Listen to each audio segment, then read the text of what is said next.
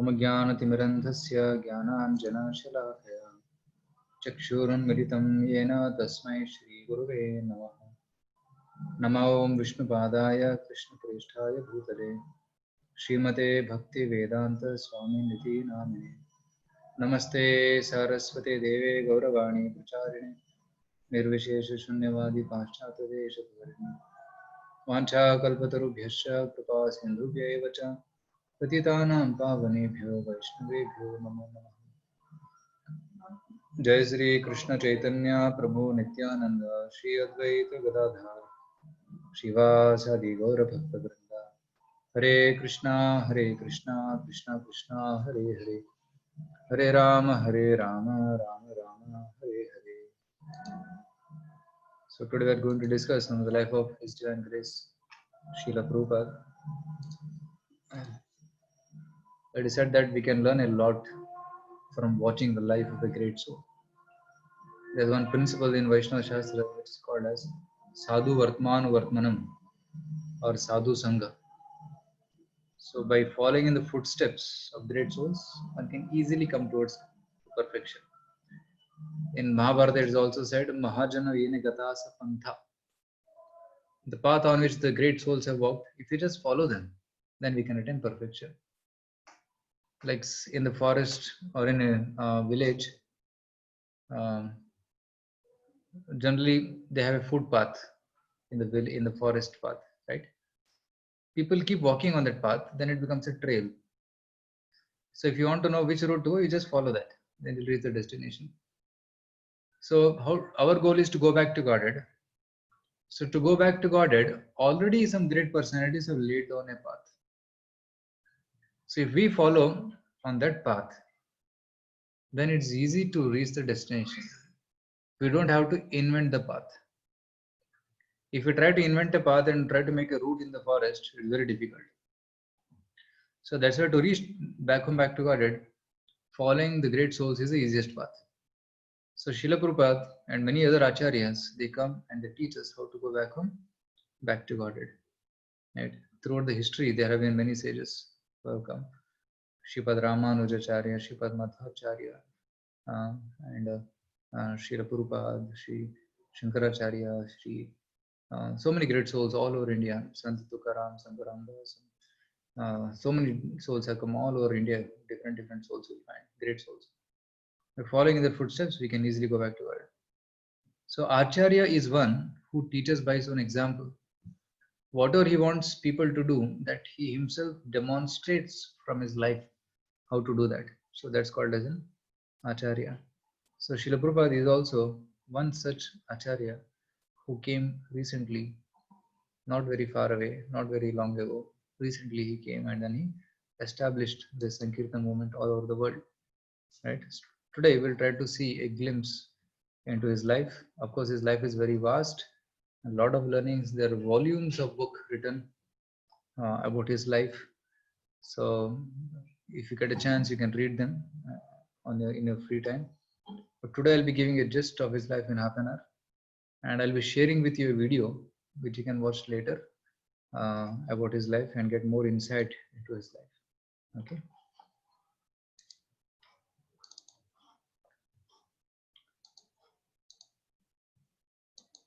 So Srila Prabhupada appeared in Calcutta in 1896. So 1896 is almost 125 years back. Srila Prabhupada was born in Calcutta in a wonderful devotional family. It is called De families. His father's name was Abhay Gaur Mohande, his father's name. And Abhay was his childhood name. So his father gave him the name Abhay Charan Abhay De. That was his name. Abhay De. So Gaur Mohande, he was a great devotee of Radha and Krishna. Like you can see in this photograph, he was constantly worshipping Radha and Krishna. Because he was a devotee of Radha Krishna, by the blessings of Radha and Krishna, Srila Prabhupada was born on the day after Janmashtami. If today is Janmashtami, then tomorrow he was born. So on the day of Nandotsava, he was born. So very auspicious day. And when he was born, one astrologer came and he saw the Janmapatri of Srila Prabhupada. He calculated things and he said, this person is going to be a great person in the future. He is going to build 108 temples all over the world and he is going to be traveling around the world.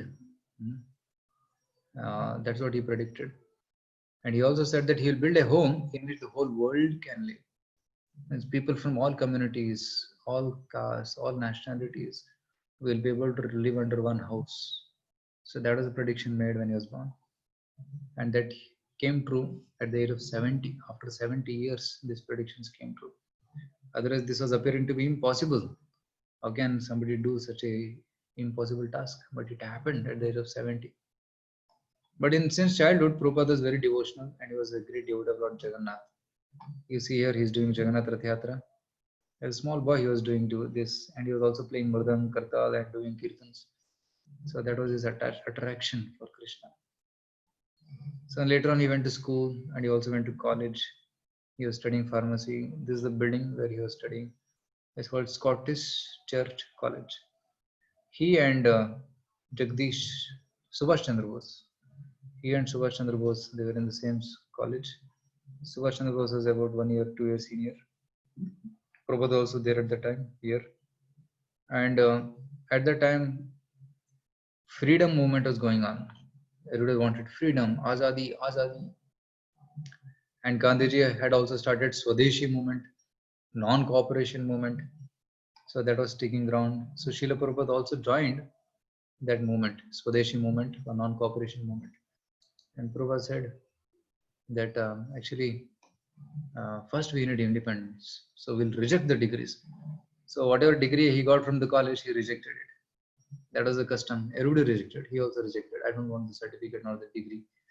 That's what he said. And then he started wearing khadi and khadi topi.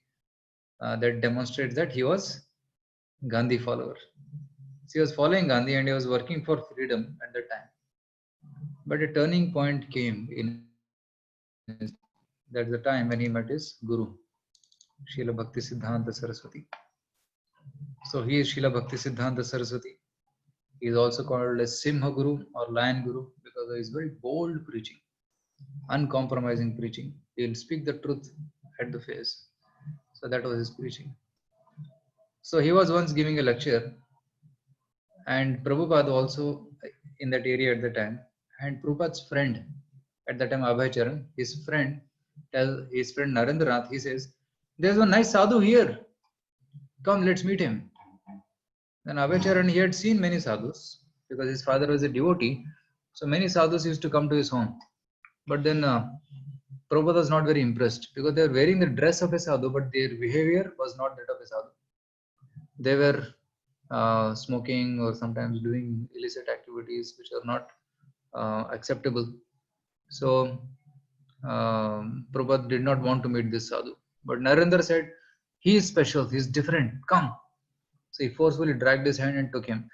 So Prabhupada goes on the terrace and he bows down, as is the custom in India.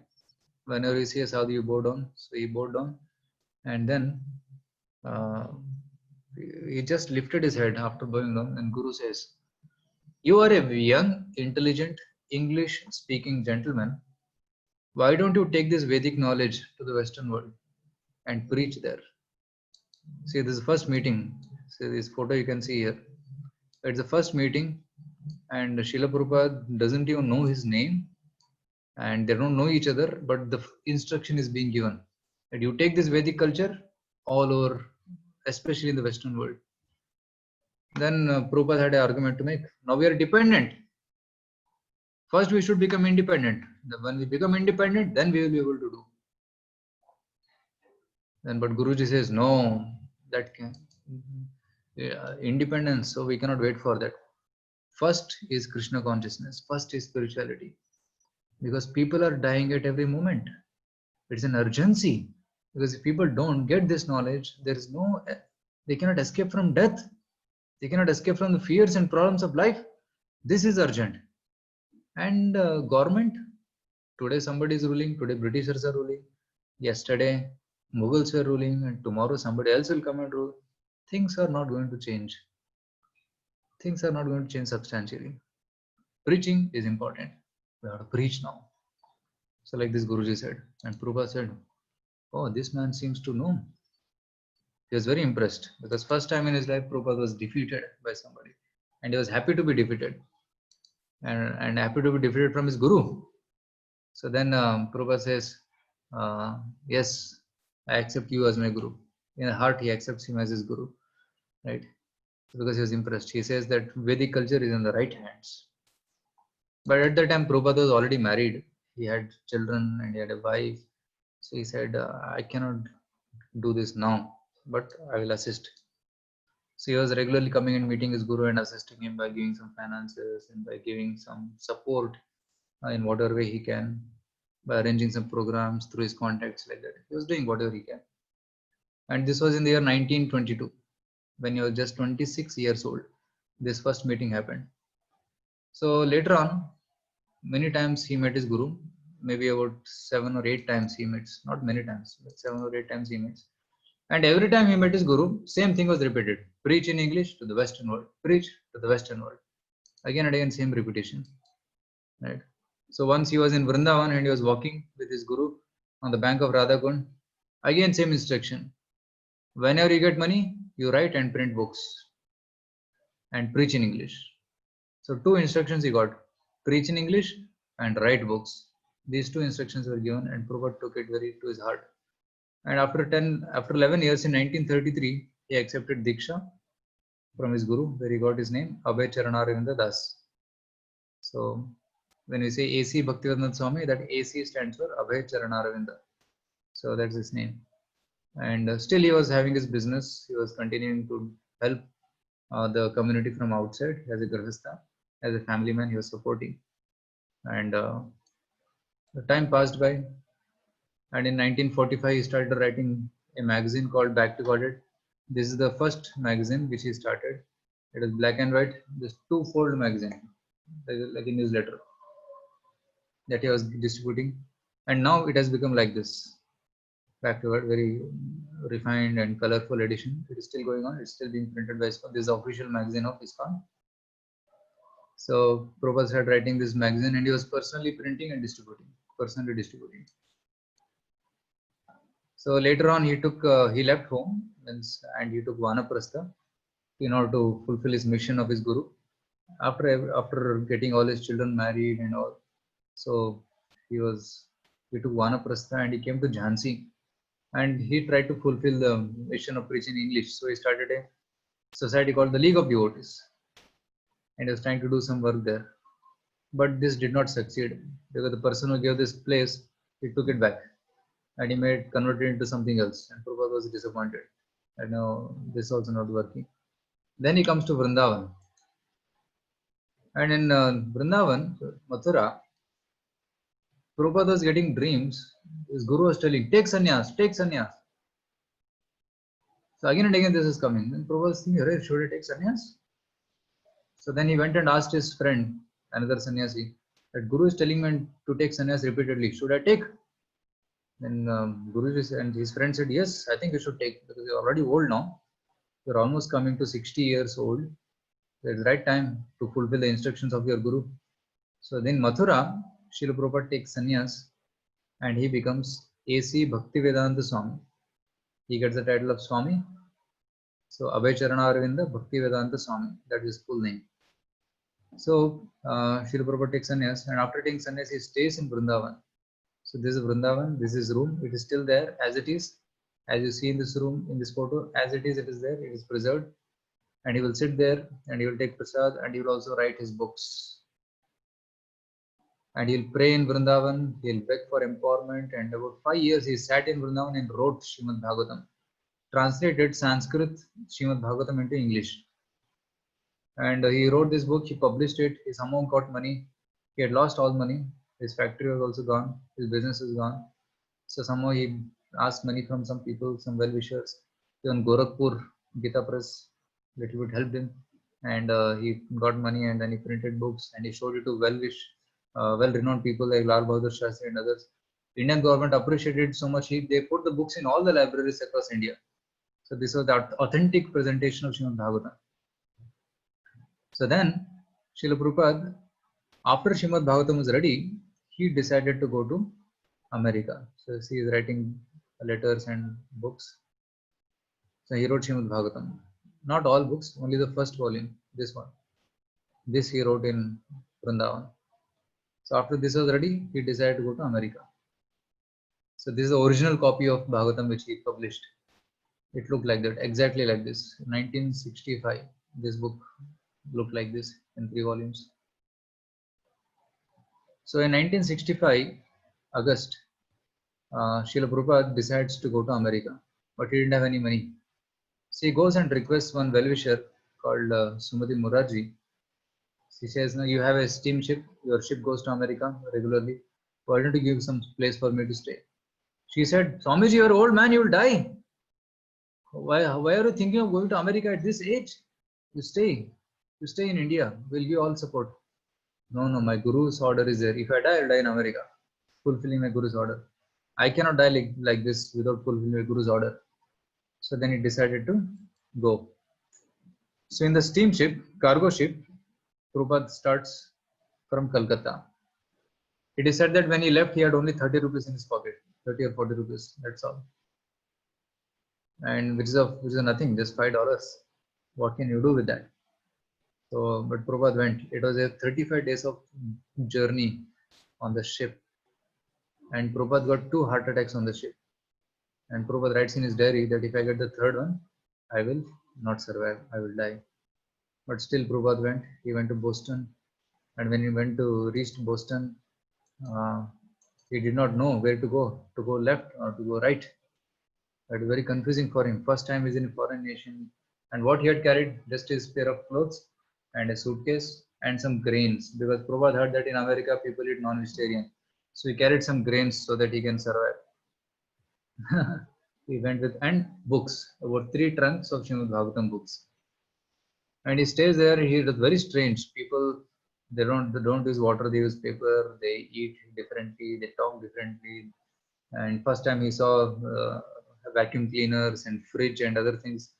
It was very strange for him. But Prabhupada endured. And slowly people started inviting him for the programs. So then from Butler, Pennsylvania, where he was staying first, in a acquaintance place, from there he shifted to New York. And New York, he started doing some programs. And some people are coming, and people who were coming were hippies, because he was staying in a hippie land. He had no money, so very cheap accommodation he had taken, and he was staying there. And some people started coming and attending programs. But some of these hippies were also very intelligent, and they could connect to Prabhupada.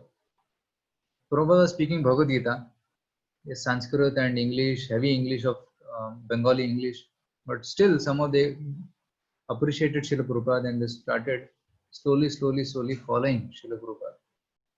And then Prabhupada slowly introduced chanting Hare Krishna, started giving them prasadam, right? When Swamiji said that you should not eat meat, I said, then what will you eat? Boiled vegetables? And Swamiji prepared different varieties of foodstuffs, and they fed them, and they were so happy. Such kind of food we have never eaten in our life. So they became vegetarians. Then they started staying with Swamiji in the loft, along with him, and they started attending Aarti and chanting sessions and Kirtans.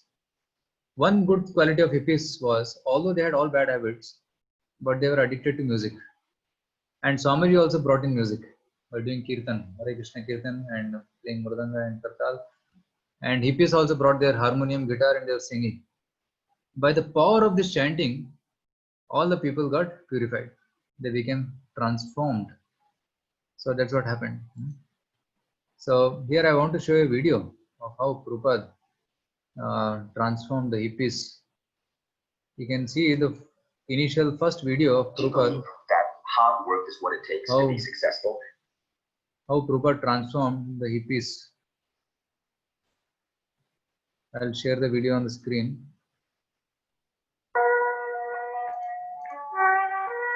1966.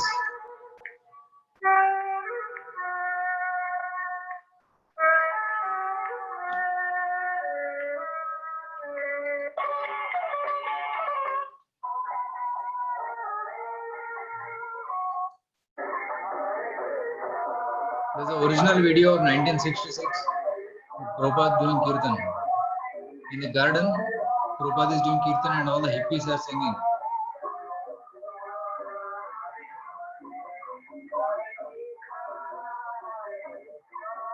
a very old video, but you can see the effect of chanting. Everybody is chanting.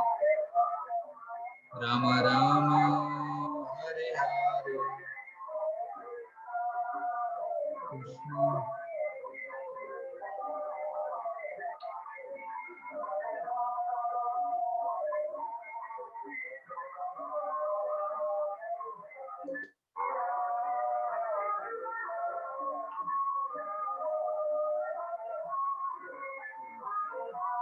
Everybody is absorbed in chanting, relishing the holy names.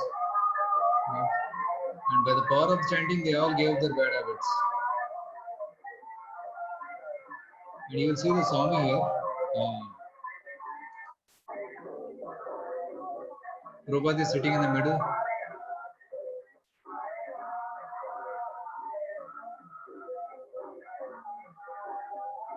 Prabhupada is here sitting.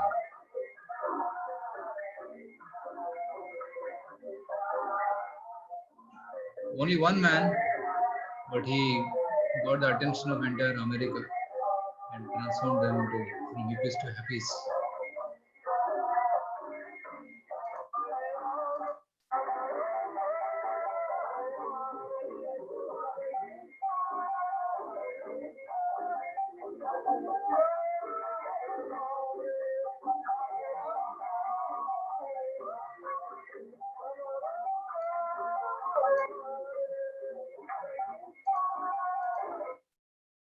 Hare Krishna.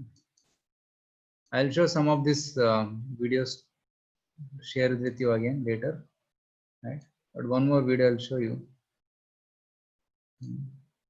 Welcome. Thank you. You founded the Hare Krishna movement some 7 years ago in 1967, did you not? Yes. In a capsule, what is the movement? Movement is to awaken God consciousness of the human being. The human being is distinguished from the animals, that the animals cannot understand what is God. Mm-hmm. And if the human being also does not understand what is God, then he is animal. I see. And so your movement is to bring about an understanding of God among human beings. Yes. And Hare Krishna means what? Hare Krishna means addressing the energy of God.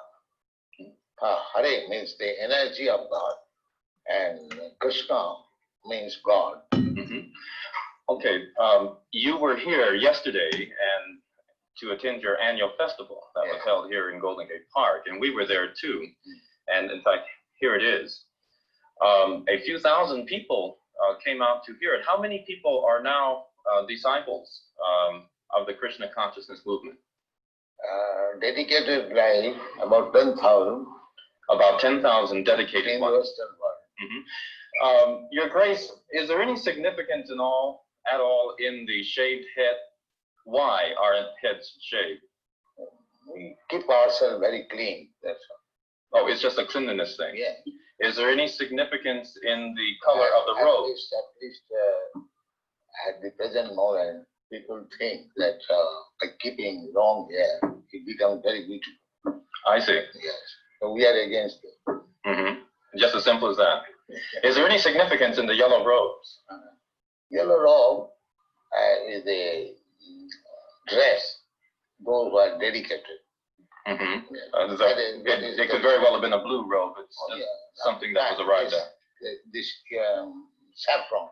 Mm-hmm. Mm-hmm. Your Grace, why do you feel that so many people are pulling away from the traditional religions in this country, such as Christianity and so forth, and going for the trying to understand the Eastern religions? We hear a lot of swamis and gurus and other type of yogi and so forth. Why do you feel that people are pulling away from the traditional Christian standards here?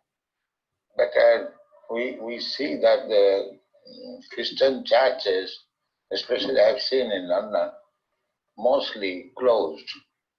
People are not interested, or the Christian leaders, they cannot make them interested. Why? Did Christianity fail the people, which is why they're turning to other things? I think so. Mm-hmm. Mm-hmm. You say that Hare Krishna consciousness pretty much takes the absolute truths from the Bible, the Quran, the Torah, and the Vedic. Everywhere. Everywhere. Religion means to understand God. I understand, but do you feel that in getting truths from various places like the Bible, the Quran, and so forth, don't you run into conflicts at all or contradictions in those particular philosophies? No, I don't find any conflict because the ultimate goal is God. So you have to understand God and try to love Him. So you can go through any religious process. If the goal is attained, that you understand what is goal, and you try to love Him, then your life is perfect. Why do we see so many of your followers chanting almost all the time? Chanting means to keep association with God always. So you have to audibly chant Hare Krishna? This is transcendental vibration. Just like a radio message, if you keep contact with the radio message, then you know everything what is going on outside. Similarly, this transcendental sound, Hare Krishna, if you chant, then you keep connection with God directly. Thank you very much, Your Divine Grace. It's been our privilege to talk with you and to meet you. Thank you. And hope that we can see you again when you return.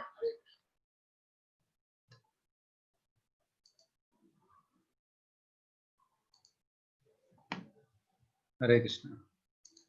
So that is a glimpse of an interview with Prabhupada in the 1970s. So Prabhupada was giving very clear answers to all the questions of the people who are asking in the questions in the panel. So Prabhupada's mission started expanding. He was very alone. Sometimes he also got another heart attack in America. He thought he will die. But he came to India, again recovered, and again went back and he started preaching. Then he started getting many followers, and he started giving them. This is the first center in New York, which is called Matchless Gift Shop. Here was the first satsang program which Prabhupada held in New York. So first center was New York, then San Francisco, then Los Angeles, then London, and like this, it expanded. And in a span of 11 years, right, Prabhupada had 108 centers all over the world. And in these 11 years, Prabhupada wrote remaining books. He had written only one Srimad Bhagavatam canto, but remaining 10 and Bhagavad Gita and so many other books Prabhupada wrote while traveling. It is said that Prabhupada slept only about 3 or 4 hours in the night, 10 o'clock to 1 o'clock. Then 10 o'clock he'll sleep, 1:30 he'll get up and start writing. Early morning, he used to write between 2 to 5, he'll get up and write books. And 5 o'clock onwards, he'll do a lot of other services like chanting and giving classes and meeting interviewers and newspapers, and TV programs and satsang programs, pandal programs, so many programs throughout the day. Practically no rest. Very hard Prabhupada worked. And he went around the world about 14 times also. Right? Then he registered this Hare Krishna movement, International Society for Krishna Consciousness, ISKCON, ISKCON. ISKCON, International Society for Krishna Consciousness. Then he started installing deities in temples all over the world, kirtans, giving lectures. Very intelligent people start coming, scientists, philosophers, educationists, businessmen. They all started getting attracted to Bhagavad Gita. Then Prabhupada sent some people to America, some people to Russia, Japan, and he told them you start the program there. Like George Harrison also becomes a devotee, and then it starts spreading here. America, I don't know which country it is, but Britain and so many other countries, it goes on. And even the governments and prime ministers recognize huge programs with 20,000 people attending daily. And Hare Krishna bus, these buses will go from city to city and distribute books and arrange programs. That bus party started. This is George Harrison, the Beatles. He made a record of Hare Krishna and he made Hare Krishna famous all over the world. He was also searching for a guru, and he met Srila Prabhupada and wanted to become Srila Prabhupada's disciple. So then he is giving a lecture in a church here. He's giving diksha to devotees. A lot of interviews, question answers. Whatever Prabhupada spoke was recorded. It's available even now. You can get it in the in our temples. Whatever he spoke is recorded. Right. So meeting great people. Rath Yatras. He started Rath Yatras. So Lord Jagannath Rath Yatra happened only in Puri. But when Prabhupada went to America, he started Rath Yatras there. And now thousands of Rath Yatras happen all over the world from ISKCON. Right. He went to Russia. Although it was Iron Curtain, other religions were not allowed, but still Prabhupada went, stayed there for a week and convinced one person about Krishna consciousness. And that one person in Russia spread Krishna consciousness like wildfire. And now currently, after India, Russia is the second biggest Hare Krishna community. Lot of devotees there. And farm communities and Goshalas, cow protection, midday meal programs, or not midday meal, Hare Krishna food for life programs. Right. And food relief programs, and beautiful temples and gardens, many books written. Right. These are all the books Prabhupada wrote, which are translated into more than 70 languages. Right. He founded the Bhaktivedanta Book Trust in 1972 to produce his books. By 1976, over 55, how much is it? 55 million literatures had been distributed in 25 languages.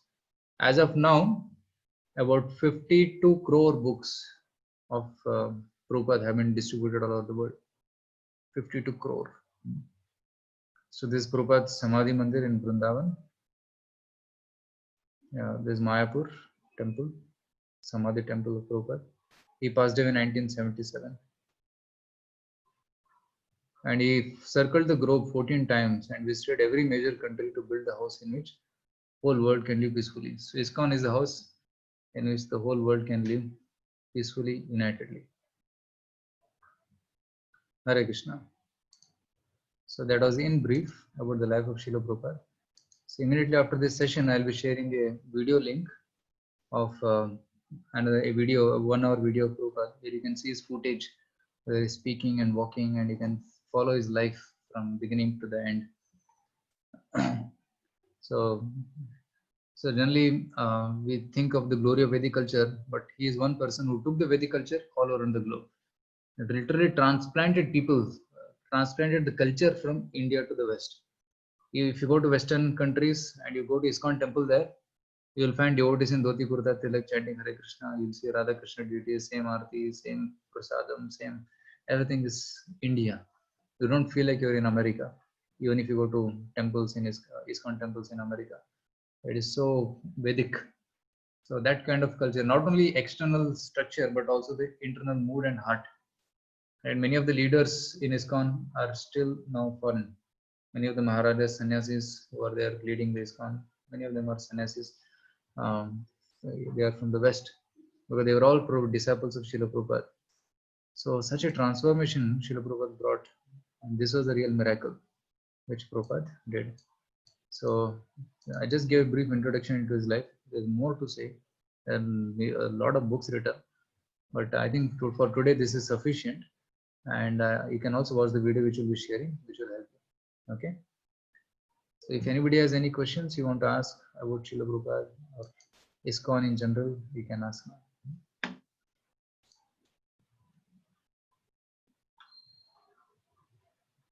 Yes, anybody has any questions, either you can type or you can speak on the phone.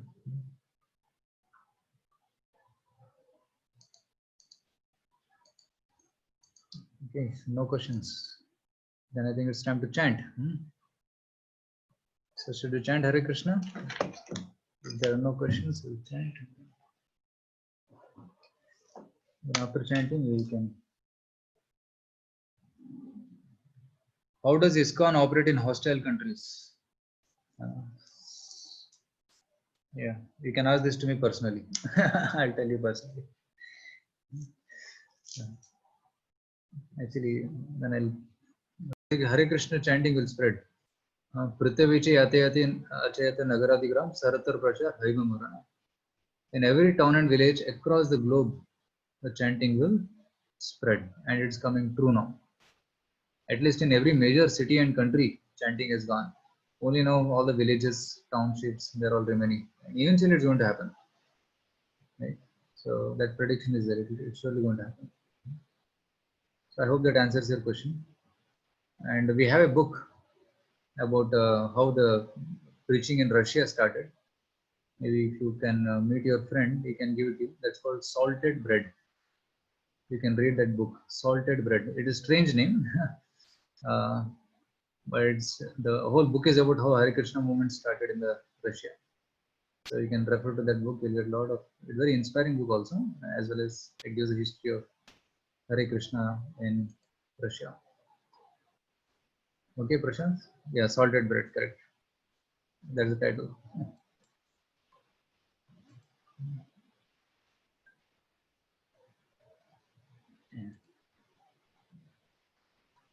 Okay. Any questions? So tomorrow we'll be discussing in the evening about some practical things of how what to do, why we do what we do, some rituals, science behind the rituals that we'll be discussing tomorrow.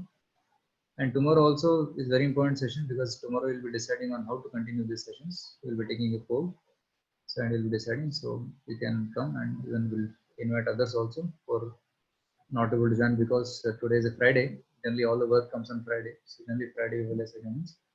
So we'll be contacting them and also telling them to join, and we'll work out on how to continue with the sessions.